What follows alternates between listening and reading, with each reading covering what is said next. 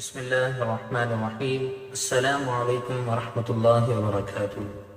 ناظرین، پچھلی ویڈیو میں ہم نے جانا کہ حضرت آدم علیہ السلام کو کس طرح مٹی سے بنایا گیا اور سارے فرشتوں نے حکم خداوندی پر سجدہ کیا اور شیطان نے سجدہ کرنے سے انکار کیا۔ اب اس سے آگے کے حالات جاننے کی کوشش کرتے ہیں۔ انسان کو اللہ تعالیٰ نے زمین میں اپنا خلیفہ بنایا ہے۔ خلیفہ دراصل اپنے حاکم کا نائب اور وکیل ہوتا ہے۔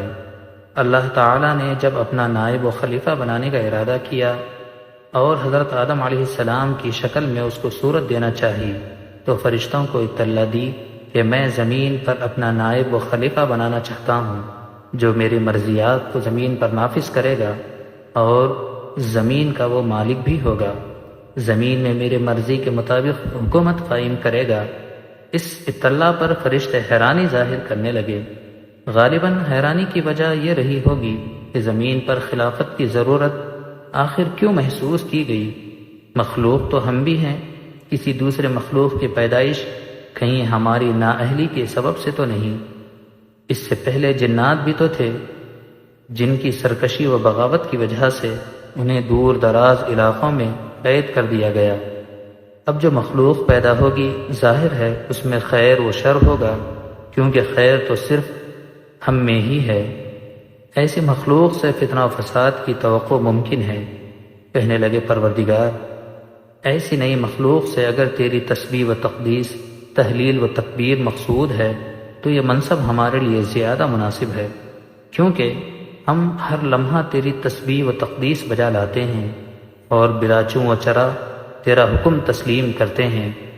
خدایا، کہیں ایسا نہ ہو کہ نئی مخلوق زمین میں خرابی اور خون ریزی برپا کر دے۔ بار الہ، تیرا یہ فیصلہ سر آنکھوں پر، لیکن آخر اس کی کیا حکمت و مصلحت ہوگی؟ خدایا، اس کو ہم جاننا چاہتے ہیں۔ بارگاہ الہی سے انہیں پہلے تو یہ ادب سکھایا گیا کہ مخلوق کو خالق کے معاملات میں دخل دینے کا کوئی اختیار نہیں جب تک کہ حقیقت سامنے نہ آ جائے، زبان بند رکھنی چاہیے۔ پھر اللہ تعالیٰ نے اپنا حاکمانہ جواب اس طرح دیا، جو حقیقت تم نہیں جانتے میں اس کو جانتا ہوں۔ فرشتوں نے یہ جواب سن کر سر تسلیم خم کر دیا۔ آیات ذیل میں یہی مضمون بیان کیا گیا ہے، سورہ بقرہ آیت نمبر 30۔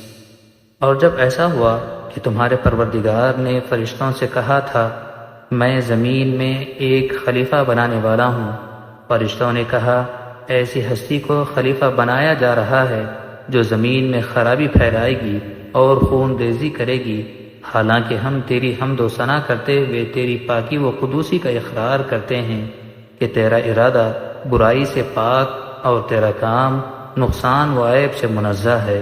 اللہ تعالیٰ نے فرمایا میری نظر جس حقیقت پر ہے تمہیں اس کی خبر نہیں۔ چونکہ فرشتوں نے حضرت آدم علیہ السلام کی تخلیق پر حیرت کا اظہار کیا تھا اور عجلت میں اللہ تعالیٰ سے یہ سوال بھی کر دیا تھا کہ ایسی مخلوق کی غرض و غایت کیا ہے جبکہ تسبیح و تقدیس کے لیے ہم موجود ہیں۔ اللہ تعالیٰ نے انہیں یہ جواب دے کر خاموش کر دیا تھا کہ اس کی حکمت میں جانتا ہوں، تم کو خبر نہیں۔ فرشتوں کے مشکوک اور اللہ تعالیٰ کے جواب سے واضح ہوتا ہے فرشتوں کی یہ گستاخی کوئی قابل پکڑ بات نہ تھی، ورنہ اللہ تعالیٰ کے جواب کا عنوان ایسا نہ ہوتا۔ بہرحال فرشتوں کی نظروں میں حضرت آدم علیہ السلام کا مقام ظاہر نہ تھا اور اللہ کی مشیت تھی کہ حضرت آدم علیہ السلام کو فرشتوں پر فوقیت دی جائے اور اس کا اظہار بھی کر دیا جائے تاکہ جہاں اللہ تعالیٰ کی حکمت تخلیق کا مشاہدہ ہو وہاں فرشتوں کا اعتراف قصور بھی انہی کی زبان سے ہو جائے۔ اس کے لیے حضرت آدم علیہ السلام کو اپنے صفت علم سے کچھ حصہ عطا فرما دیا جس کو قرآنی زبان میں علم الاسماء کہا گیا ہے۔ یہ علم کن چیزوں کا تھا قرآن حکیم نے اس کی کوئی وضاحت نہیں کی، البتہ احادیث نبویہ میں یہ وضاحت ملتی ہے کہ یہ علم موجودات کا علم تھا، عالم میں جو کچھ بھی تھا اس کا نام اور حقیقت بتلا دی گئی تھی، اس چیز کا یہ نام ہے اور اس کا یہ کام ہے۔ حضرت آدم علیہ السلام کو فرشتوں کے سامنے لایا گیا اور سوال کیا گیا کہ فرشتوں بتاؤ ان کے کیا کیا نام ہیں اور ان کی غرض و غایت کیا ہے۔ اللہ تعالیٰ کا یہ سوال بعینہ وہی سوال تھا جس کو فرشتوں نے اللہ تعالیٰ سے کیا تھا، یعنی تخلیق آدم کی غرض و غایت کیا ہے۔ فرشتوں کے لیے یہ بات بالکل نئی تھی اور وہ ان چیزوں سے قطعاً ناواقف تھے۔ فوراً بول اٹھے، یا الہی تو ہر عیب سے پاک ہے، ہمیں تو صرف اتنا ہی علم ہے جتنا تو نے ہمیں بخشا ہے، تو ہی ہر بات پر قدرت اور حکمت والا ہے۔ اس کے بعد تمام فرشتوں نے حضرت آدم علیہ السلام کو سجدہ کیا اور حضرت آدم علیہ السلام کی فضیلت کا اعتراف بھی کیا۔ فرشتوں سے اعتراف کروانا ویسے بھی بغیر کسی حجت و آزمائش کے ممکن تھا، لیکن یہ بات سوال و جواب کے حدود میں آ گئی تھی، اس لیے حضرت آدم علیہ السلام کی فضیلت کو دلیل و برہان سے واضح کر دیا گیا۔ قرآنی مضمون ہے وَعَلَّمَ آدَمَ الْأَسْمَاءَ۔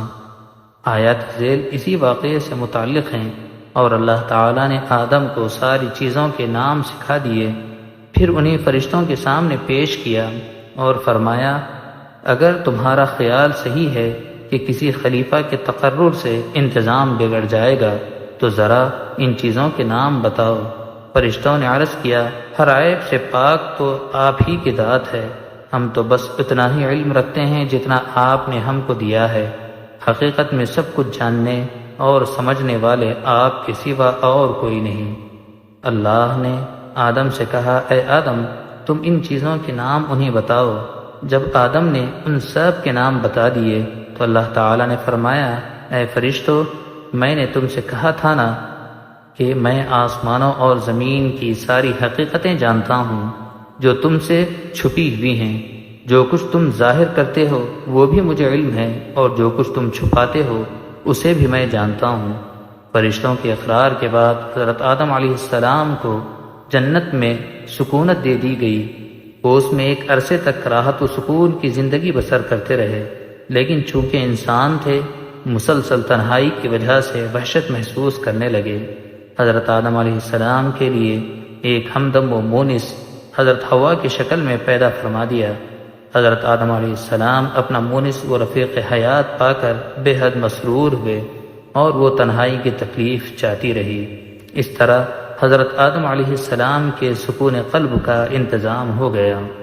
حضرت آدم علیہ السلام اور حضرت حوا علیہ السلام کو عام اجازت تھی کہ وہ جنت کے جس حصے میں چاہیں قیام کریں، ساری آسائشیں مہیا تھیں جس کو کسی آنکھ نے نہ دیکھا، نہ کسی کان نے سنا اور نہ کسی قلب پر اس کا تصور آ سکتا تھا۔ اس مکمل عیش و فراوانی کے باوجود اللہ تعالیٰ نے ایک خاص درخت کے قریب جانے سے منع بھی کر دیا تھا اور یہ بھی تنبیہ کی کہ تم دونوں کا دشمن کہیں تم کو نافرمانی میں مبتلا نہ کر دے، اگر اس کے خلاف ہوا تو ظلم کی بات ہوگی۔ اور حضرت آدم علیہ السلام اللہ تعالیٰ کے برگزیدہ بندے تھے، ان سے ارادتاً یہ بات ممکن نہ تھی، لیکن خطا و نسیان بہرحال ہر بشر میں فطری طور پر موجود ہوتی ہے۔ حضرت آدم علیہ السلام ایک عرصے تک اطمینان و بے فکری سے جنت میں مقیم رہے۔ ابلیس اسی دن سے اس طاق میں تھا کہ حضرت آدم علیہ السلام سے اپنا انتقام لے۔